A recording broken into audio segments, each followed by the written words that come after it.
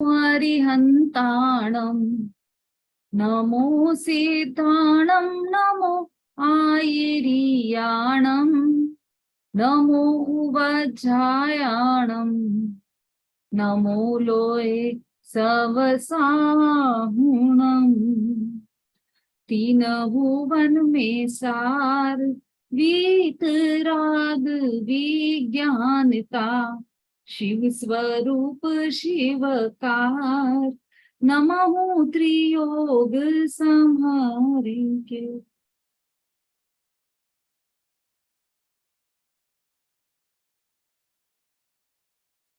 पंडित दौलतराम जी कृत छह ढाला का स्वाध्याय हम सभी कर रहे हैं। पहली ढाल में चारों गतियों का स्वरूप का वर्णन किया है पंडित दौलतराम जी ने। एक एक गति का सेपरेट सेपरेट वर्णन करके अलग अलग गति के क्या क्या दुख हैं वह हमें बताया। और मिथ्या दृष्टि जीव उन चारों गतियों में भ्रमण करने के पश्चात वापस एकेंद्रीय जीव बनता है। इस तरह से वापस उसकी यात्रा वही की वही प्रारंभ हो जाती है। ऐसी चर्चा पहली ढाल में हमने देखी। अब ये जो दुख हम अनादि काल से सहते आए हैं, जन्म के दुख, मृत्यु के दुख, जरा के दुख, और भी जीवन में कई दुख हैं, वह सब हम अनादि काल से सहते आए हैं। उन दुखों का कारण क्या है? ये हमें यदि वास्तव में दुख लगते हैं तो इन सभी दुखों का कारण क्या है, यह पंडित दौलतराम जी ने दूसरी ढाल के माध्यम से हमें बताया है कि इन दुखों का कारण मतलब जगत में भ्रमण करने का कारण मिथ्या दर्शन, मिथ्या ज्ञान और मिथ्या चारित्र है। इसकी चर्चा हम यहाँ पर कर रहे हैं। मिथ्या दर्शन क्या होता है, मिथ्या ज्ञान क्या होता है, मिथ्या चारित्र किसे कहते हैं, यह सब अलग अलग परिभाषाओं के माध्यम से डिटेल में पंडित दौलतराम जी ने यहाँ पर हमें समझाया है। अपना प्रकरण हम प्रारंभ करें उससे पहले थोड़े से प्रश्न ले लेते हैं।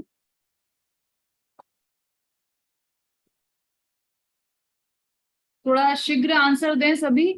चतुर्गति परिभ्रमण का कारण बताइए। और एक एक सेंटेंस में आंसर देना है सबको, ज्यादा लंबा नहीं देना है, बस एक एक एक एक वर्ड जितना। हाँ रूबी जी। मिथ्यात्व के कारण दीदी। मिथ्या मिथ्यात्व दर्शन, के मिथ्या दर्शन, ज्ञान और चारित्र। ठीक है, अग्रहित मिथ्या दर्शन का लक्षण क्या है?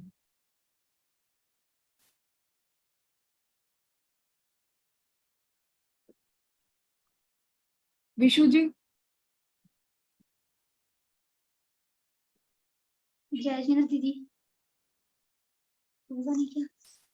जीव आदि 7 तत्वों के विपरीत श्रद्धान करना आग्रहित मिथ्या दर्शन है, जो जन्मजात और संस्कारवश होता है। हाँ, आपका वॉल्यूम थोड़ा कम है। 7 तत्वों की विपरीत श्रद्धा ही अग्रहित मिथ्या दर्शन का लक्षण है। बंध तत्व की विपरीत श्रद्धा क्या है? बंध तत्व जीव आदि और सिर्फ बंध का है, और कुछ नहीं।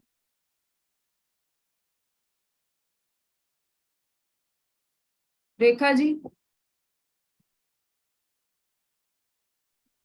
दीदी जय जिनेन्द्र। हाँ शुभ अशुभ बंध के फल में रति और रति करना बंध तत्व की भूल है। बिल्कुल सही। जीव तत्व का लक्षण क्या है?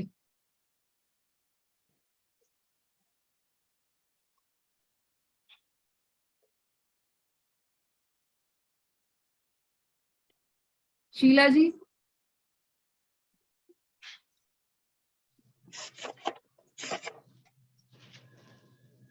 चेतन का, बोलूं दीदी? हाँ बोलिए।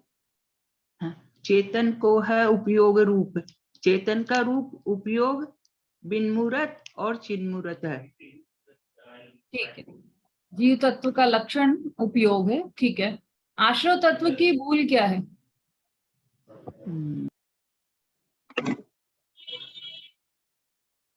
या मैं बताऊं?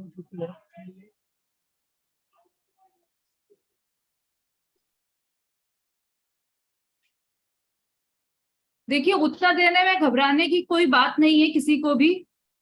अगर आपका उत्तर गलत भी होता है तो कोई बात नहीं है, आप अच्छा है ना। गलत भी होता है तो आपका सुधार का अवसर है यहाँ पर। बिल्कुल हैंड रेस कीजिए। अर्चना जी बोलिए। जय जिनेन्द्र दीदी। हाँ शुभ शुभ और अशुभ बंध फल के मजार, सुखी और शुभ और अशुभ में सुखी और दुखी होना बंध संबंधी आसव संबंधी भूल है। शुभ और बोल रहे थे अशुभ, इन्होंने।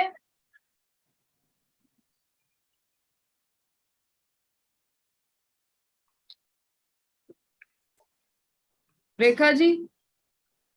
हाँ दीदी। आश्रव तत्व की भूल पूछा है ना मैंने।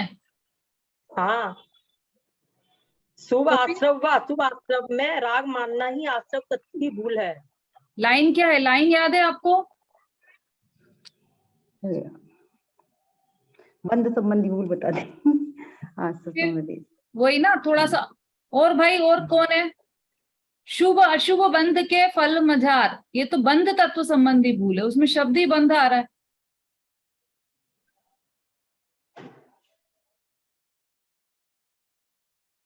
विशु जी।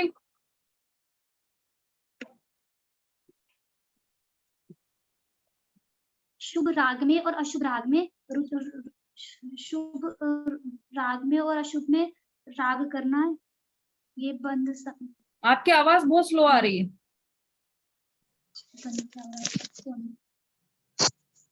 अब आ रही है दीदी? हाँ शुभ राग में और अशुभ राग में रुचि रखना, ये बंध ठीक है। संबंधी।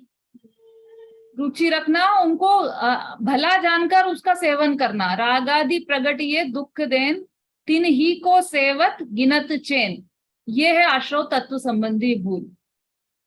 बहुत बढ़िया। देखिए हमारे बीच में कहाँ से है भाई, कहाँ पहुंचे आप? अनम्यूट करना पड़ेगा आपको। ये शीला जी, शीला आंटी और सुलोचना आंटी दोनों गुजरात की यात्रा पर निकली हैं। गिरनार जी, सोनगढ़, सब दूर की यात्रा कर रही है और वहां से ही ज्वाइन किया है। कहाँ पर हैं अभी आप? अहमदाबाद में। अहमदाबाद में। अहमदाबाद में। चैतन धाम। चैतन्य धाम में। बहुत बढ़िया।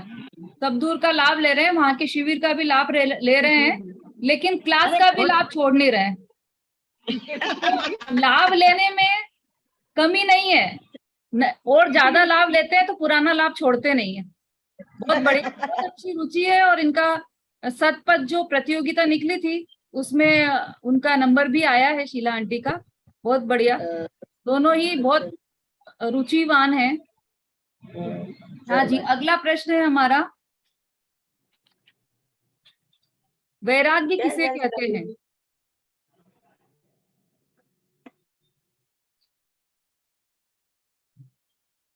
बोलिए रेखा जी। ये क्वेश्चन नहीं सुना। वैराग्य किसे कहते हैं?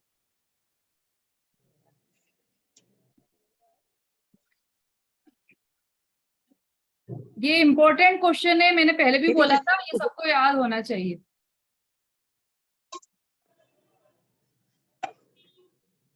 बोलिए सुलोचना। जिसका राग बीत चुका है उसको वैराग्य। संसार शरीर भोगों से विरक्ति वैराग्य। संसार शरीर भोगों से विरक्ति ही वैराग्य है। बहुत बढ़िया। अब यहाँ पर जो छडाला में परिभाषा दी है वह क्या है वैराग्य के लिए? लिखवाई भी थी मैंने, किसी के पास लिखी हुई होगी तो वो पढ़ के भी बोल सकते हैं। नहीं लिखी है तो लिख लीजिए अभी आप। वैराग्य अर्थात राग द्वेष का अभाव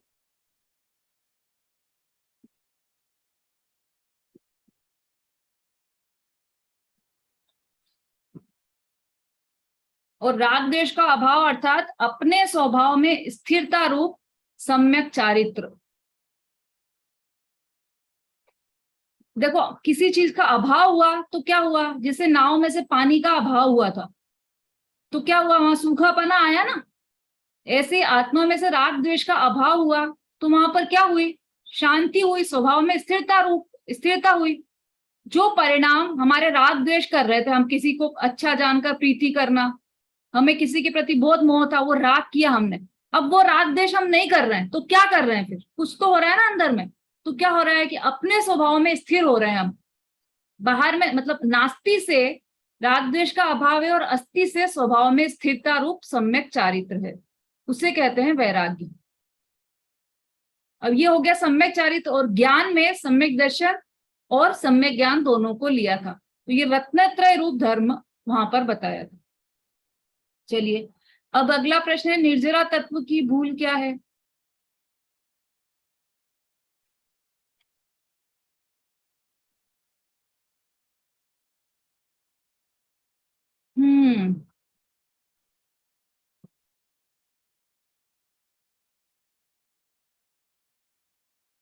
मंजू जी।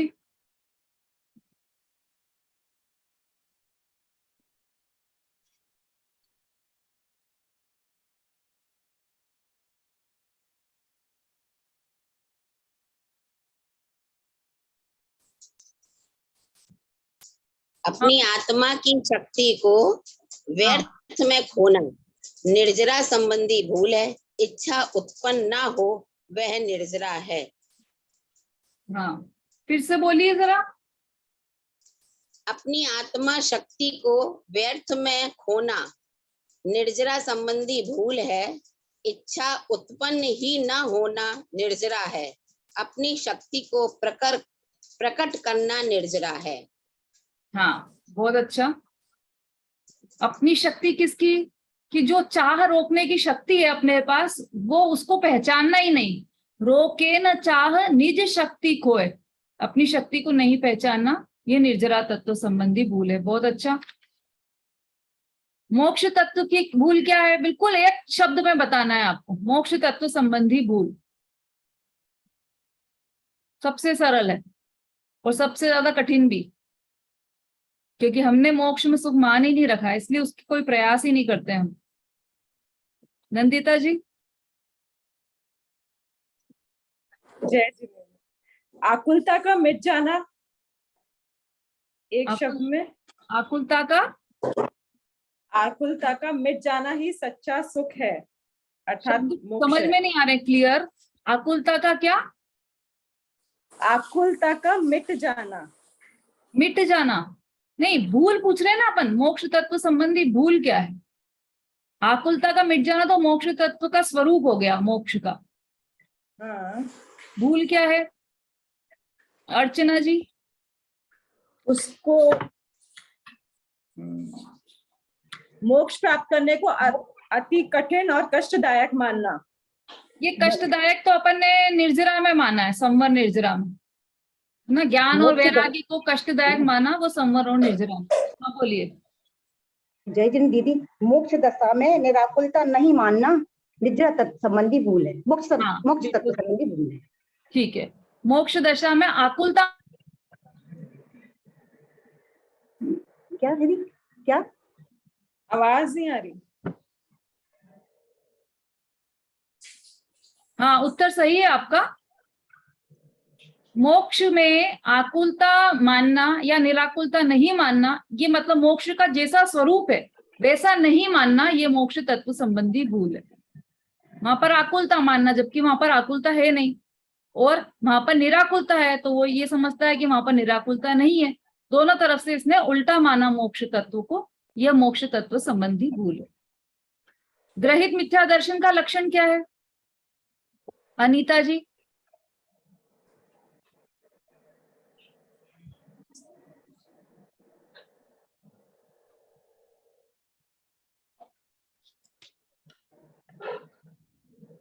अनम्यूट कीजिए आप अपना।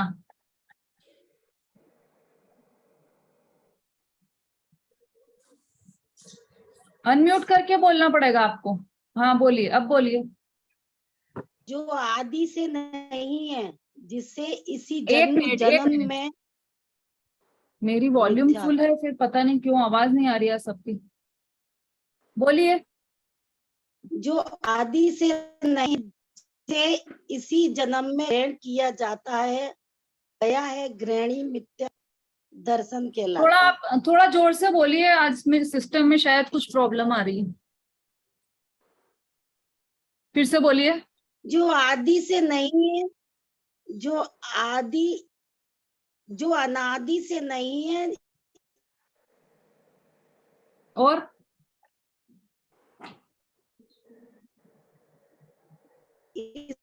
ठीक है, ये आपने ना ग्रहित शब्द का अर्थ बताया है। जो अनादि से नहीं है और नवीन ग्रहण किया है वो ग्रहित है। अभी हमने पूछा है ग्रहित मिथ्या दर्शन का लक्षण क्या है। ग्रहण किया जाता हो। आवाज आ रही है मेरी सबको? हाँ कोई बात नहीं अनीता जी, अभी आप सुनिए, किसी और से पूछ लेते हैं। निशा जी।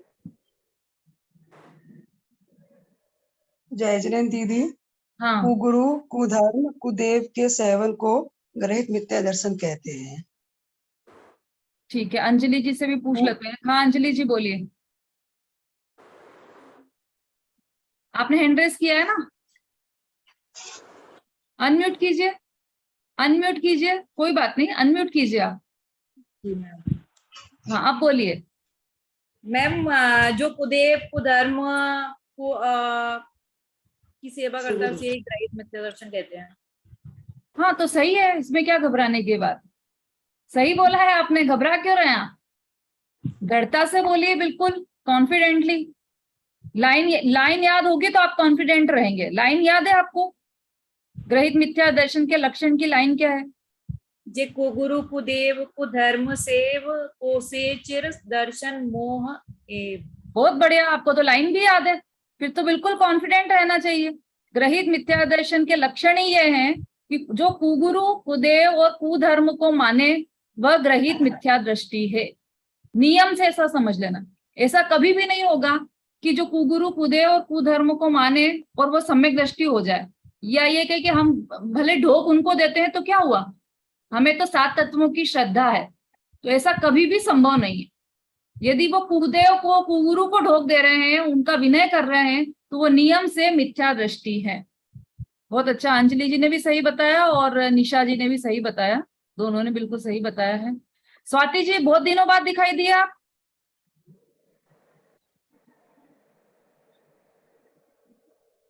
चलिए, आवाज नहीं जा रही शायद उनको।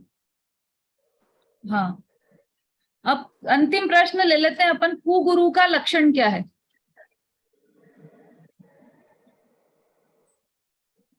जो लेटेस्ट टॉपिक चल रहा है अपना, कुगुरु का लक्षण क्या है?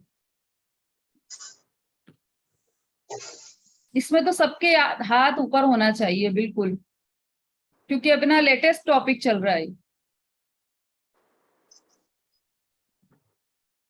जो वीडियो पर नहीं है वो कोशिश करें कि वीडियो पर आ जाएं और हैंड रेस करें। कुगुरु का लक्षण। 10 मिनट्स के बाद अपनी ये मीटिंग समाप्त हो जाएगी, आप वापस ज्वाइन कर लीजिएगा। और कल से 2:30 से हमारी कक्षा प्रारंभ हो जाएगी। 2:30 पर कक्षा बिल्कुल प्रारंभ हो जाएगी, तो कल से आप समय का ध्यान रखें। हाँ जी, कुगुरु का लक्षण जल्दी जल्दी कौन कौन किस किस को याद है?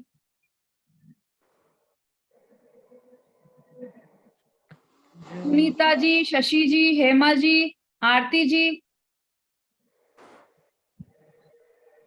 बिल्कुल लेटेस्ट टॉपिक चल रहा है। उषा जी, क्या बात है। चलिए, तो हम ऐसे आगे तो नहीं बढ़ेंगे, सबसे पूछेंगे ये वाला प्रश्न, तो बहुत इंपॉर्टेंट है हमारे जीवन में। चलिए शुरुआत करते हैं हम नंदिता जी से। हाँ जी, नंदिता जी बोलिए। आवाज आ रही है मेरी?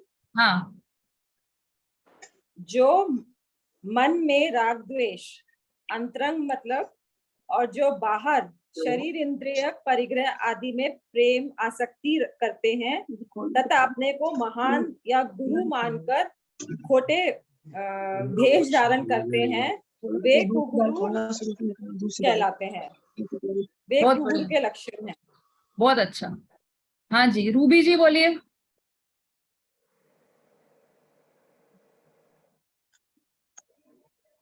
जय जिनेन्द्र दीदी। हाँ, मैं भी यही बोल रही थी कि जो अंतर में राग द्वेष रखते हैं, अंतर में राग द्वेष रखते हैं और बाहर में कुलिंग धारण करते हैं और अपना मान बढ़ाने के लिए कुतब करते हैं, वो कुगुरु होते हैं। और परिग्रह रखते हैं, अंतर बाहर दोनों परिग्रह रखते हैं। हाँ ठीक है। विशु जी।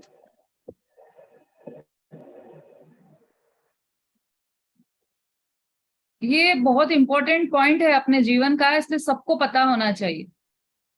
जिनके अंतरंग में भी परिग्रह है और बहिरंग में भी परिग्रह है। अंतरंग परिग्रह जैसे राग द्वेष परिणाम होते हैं, और बहिरंग परिग्रह अस्त्र वस्त्र शस्त्र जिनके पास होता है, जो इनसे सहित होते हैं, वो कुगुरु कहलाते हैं, कुदेव कहलाते हैं। ठीक है। हाँ जी, और कौन बताएगा? अंजलि जी बोलिए।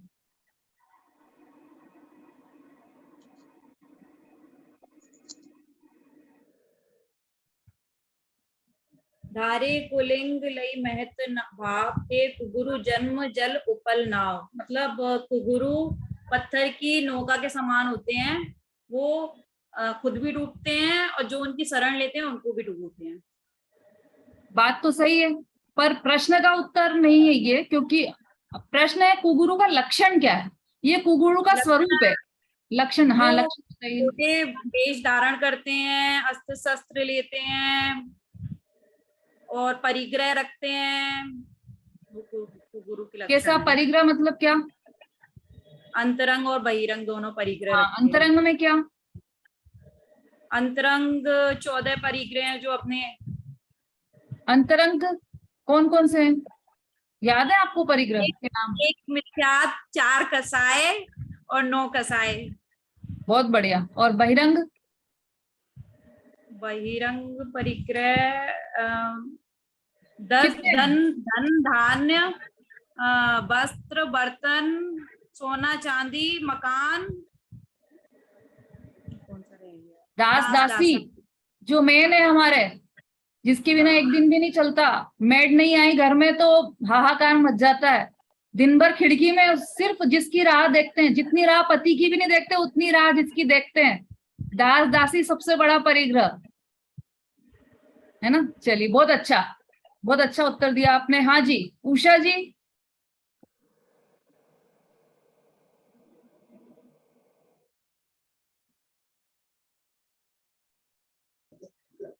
अंतर्रागादस धरे, अंतर्रागादिक धरे, जे बाहर धन अंबर ते इसने। इसका अर्थ अंतर में राग और बाहर धन, बाहर को बाहर, ये वो बाहर जो परिग्रह को रखते हैं, जो हम लोगों के अंतरंग और बाहरी परिग्रह। ठीक है। राखी जी।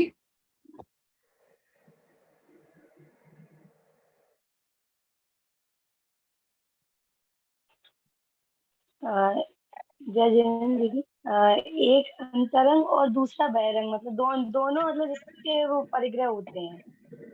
वो क्या? जैसे अंतर में राग देश और वस्त्र आदि अस्त्र शस्त्र आभूषण। हाँ, पूरा बात बताइए। तो क्या ये परिग्रह हो तो क्या होगा? ये कुगुरु कहलाता है। हाँ, वाक्य पूरा कीजिए। ये कुगुरु के लक्षण है। अंतर में रागादिक हो और बाहर में धन अंबर मतलब पैसा वस्त्र आदि चीजें हो, वह कुगुरु कहलाते हैं। बहुत अच्छा, सबको याद हो गया होगा अब तो, जो वीडियो पर नहीं। भाई हेमा जी बोलिए। जय जिनेन्द्र दीदी। हाँ, जो अंतर में मिथ्यात राग साथ धारण करता है और बाहर में धन तथा वस्त्रादि से प्रेम रखता है, वह कुगुरु है। अच्छा, ये कुगुरु है। तो हम क्या करें? ये कुगुरु है तो इनसे इन लोगों से अलग रहना चाहिए। इन लोगों की मतलब जो शिक्षा देते हैं उनको नहीं सुनना चाहिए, उनको धारण नहीं करना। ठीक है, ये कुगुरु है तो ये पत्थर की नौका के समान है, खुद भी डूबेंगे और हमें भी डुबाने वाले हैं। हाँ, शशि जी।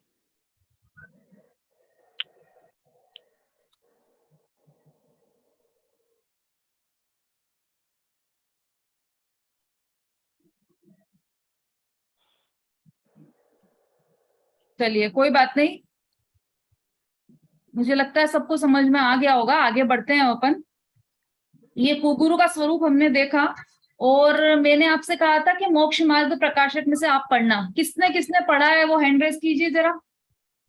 मोक्ष मार्ग प्रकाशक में से किसने कौन सा अध्याय पढ़ा है वो हैंड रेज कीजिए।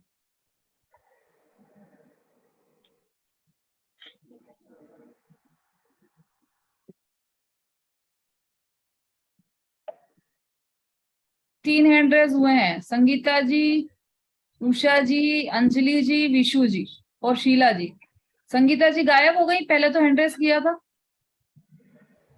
हाँ, और अंजू जी।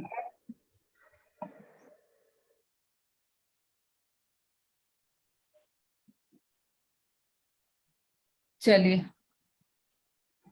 हाँ, संगीता जी क्या पढ़ा है भाई आपने? कौन सा अध्याय पढ़ा है?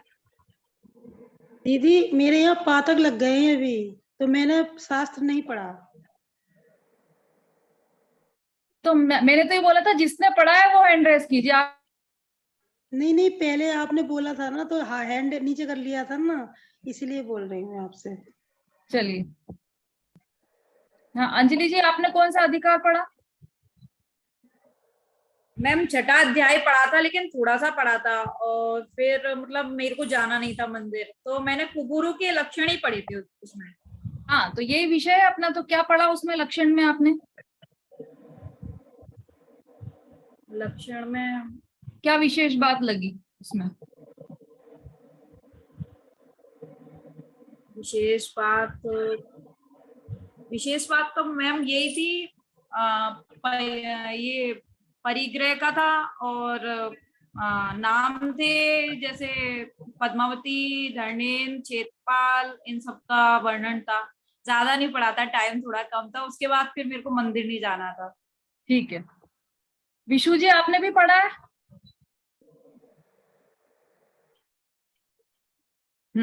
देखो इसमें विशेष बात क्या है, मुझे पता था कि अधिकतर लोग नहीं पढ़ेंगे, कुछ कुछ लोग ही पढ़ेंगे इसको। थोड़ा सा अपन इसमें से शॉर्ट में से ले लेते हैं। जो ये कुगुरु होते हैं तो ये खुद महंत भाव रखते हैं ना, धारे कुलिंग लही महत भाव, मतलब खुद को बड़ा समझते हैं। तो क्यों समझते हैं, उसके कारण दिए हैं इसमें मोक्ष मार्ग प्रकाशक में। पहला तो कुलादि अपेक्षा गुरुपने का निषेध, कुल के द्वारा अपने को बड़ा मान लेते हैं कि हमारा कुल, हम तो ब्राह्मण कुल के हैं, तो हम बहुत बड़े हैं, तो हम तो गुरु होंगे, इसे हम ब्राह्मण है। बहुत से घरों में देखा होगा आपने कि वहां पर ब्राह्मण भोज कराया जाता है। क्यों? क्योंकि इनका कुल जो है वो उच्च कुल माना जाता है। तो जेएनयू में तो कोई अपनी पाठशाला में से तो कोई